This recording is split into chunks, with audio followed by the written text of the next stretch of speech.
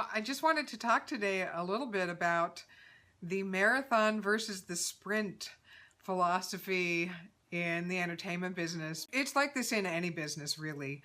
But I think it's particularly rampant in the entertainment business because people hear these stories of overnight success.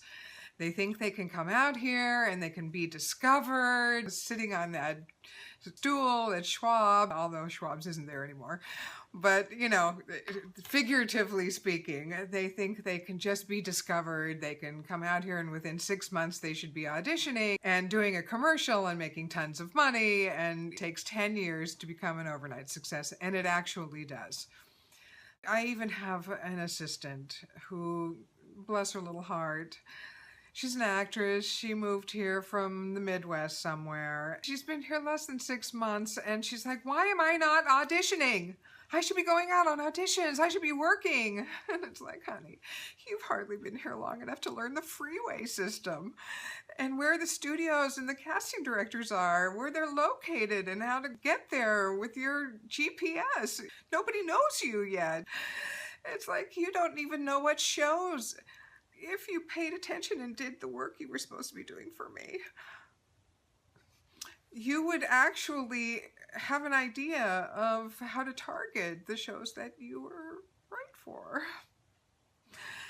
And then you could start targeting those people, those casting directors and those agents that could get you in the shows that you're actually would be really, really good for. And there are shows out there that she would be really, really good for, and that she's appropriate and she should be submitting herself for, and she should be going in for, as they continue to see her submissions over and over and over again. But she's not going to get called in on the very first time. It would be very rare for that to happen. Does it happen?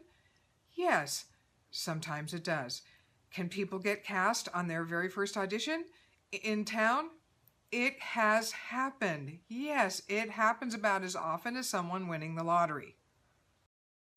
People who are really, really good at a craft, like acting, like singing, like even sports, basketball or football, tennis, ice skating, anything like that, make it look easy. People who are really good at acting make it look easy. Same thing with directing, writing. People who are really good at this stuff, art, photography, they make it look easy. And the average person looks at that and goes, that looks easy. I could do that. And then you attempt it.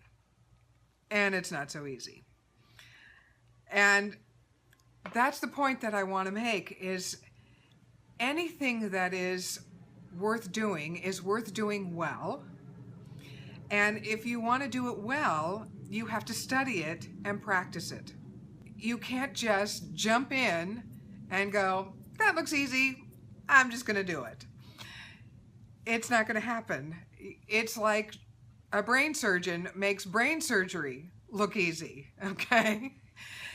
But you can't do it, and neither can I, you know? Dustin Hoffman makes acting look easy. Come on. You know, Nicole Kidman makes acting look easy. These people make acting look easy.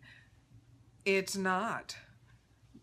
Being that vulnerable and that open and that authentic over and over and over again, and that in the moment over and over and over again on camera, take after take after take, not easy.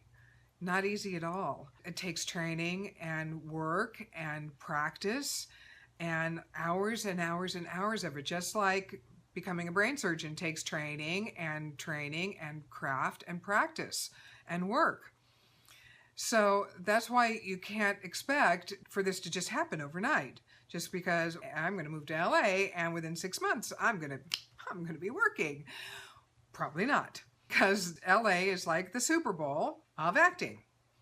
Even if you were your star player in your hometown team in the Midwest somewhere in your high school or your college, when you hit the pro leagues and you go to the Super Bowl, it's a whole different ball game. And it's a whole different ball game here too. And you have to understand that you're going to need to step up your game in order to even sit on the bench. let alone be put in the game. I've been doing this for years and I'm still getting better. I've been writing for years. I've been acting for years. I've been directing for years. And I still feel like there is so much to learn. It's a constant learning experience. You have to treat it as a marathon. You have to treat it as you're in this for the long haul, and you're not going to expect to be an overnight success in 6 months, in 6 years. And if you expect it to happen in any particular length of time, you're doomed. You're just doomed. You know? You just are. I started my career pursuing acting, and I had a particular manager that I was targeting that I really, really wanted to work with. She works with a lot of well-known actors, really well-known actors, like working all the time actors. And I know her and she knows me, and she works with my husband because a lot of her actors edit their reels with him. And I did my first short film, which was really a showcase piece for me as an actress. I also wrote and directed it, but was really a showcase piece for me as an actress. And she watched it. We met for lunch after she saw it, and she said, you know, she's really kind of tough gal. She's like, I knew the subject matter. It was about a woman who gets breast cancer. She's like, I knew the subject matter, and I was not going to cry. There was no way. I was not going to cry. And then you got me. And she was so mad at me. She was like, you got me. And I said, well, okay. She said, but I'm still not going to represent you. And okay. And she's like, look, as far as I'm concerned, as a woman in this business, if you haven't made it by the time you're 30, you're not going to. And of course, I was over 30 at the time I did that movie. And her definition of made it was you had to have been a series regular on a network television show, or had a major role in a studio feature or a major independent feature. Neither of which had I done. And I was like, okay, all right. So that was her definition. Doesn't have to be my definition. That was her definition. And I could have come back at her and said, well, you know, I took a detour. I took care of my father while he was dying, so I had to go away for a while. But she would just have said, that's just an excuse, and you didn't have to. And so, okay, but that's my criteria. So, okay, you know, life gets in the way. And I could have gotten upset by that and said, well, I just ruined my career. But why would I do that? It was more important to me to take care of my father. I'm now taking care of my mother. And so is that holding me back? I don't know. I don't care. But that's the level of client that she has. And that's the level of client that she wants to have.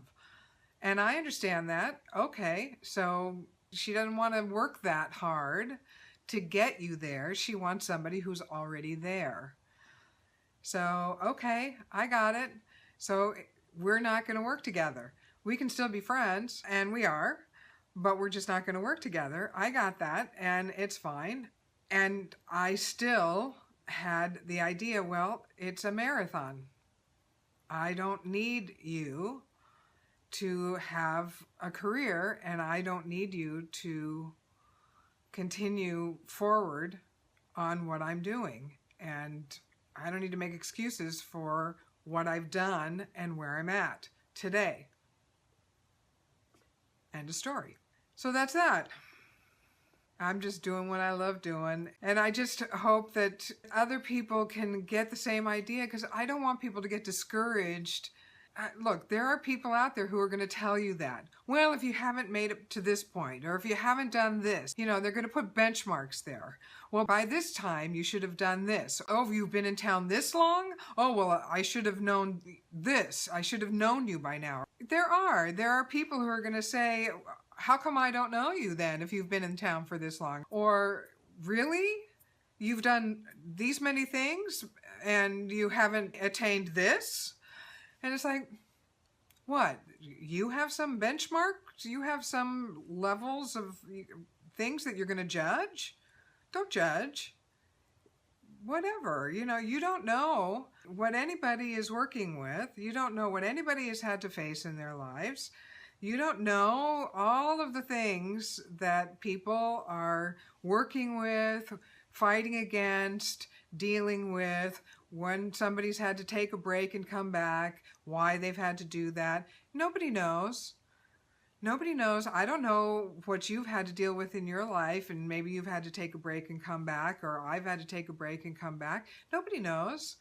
So I'm not going to judge where you're at, where I'm at. The only thing I'm going to judge is, am I moving forward in my career?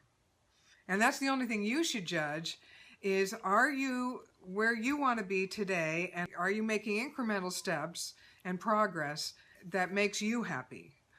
And if you're making progress that makes you happy, if you can look back over the last 6 weeks or 6 months or year or 2 years and say, I've improved my craft, or I've accomplished this or that, and I've moved forward, that's all that matters. See, that's really all that matters, is if you can say to yourself, I'm happy with what I've done. That's all that matters.